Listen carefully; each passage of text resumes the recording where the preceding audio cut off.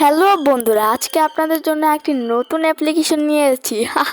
হ্যাঁ, আজকে আপনার জন্য একটি নতুন অ্যাপ্লিকেশন নিয়েছি, যেটিতে আপনারা ফোন দিলে আপনাদের নাম বলে দেবে যে কে ফোন দিয়েছে। তো চলুন তার আগে আমার চ্যানেলটিকে অবশ্যই সাবস্ক্রাইব করে দেবেন। যদি সাবস্ক্রাইব না করে থাকেন এখনই করে দেন। তো চলুন আমরা ওই কাজটি করে আসি। তো প্রথমে আমরা প্লে স্টোরে ঢুকে যাব। প্লে স্টোরে ঢুকে যাওয়ার পর কল নেম এটা বলে সার্চ দেব।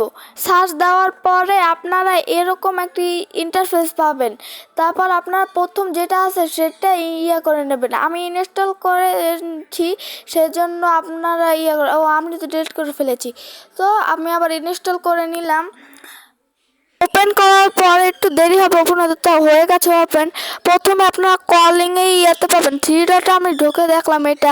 তারপর কলিং, এই যে কলিং নেম অ্যাকাউন্ট দেখতেই পাচ্ছেন। আবার আমি একটা কাটে দিলাম।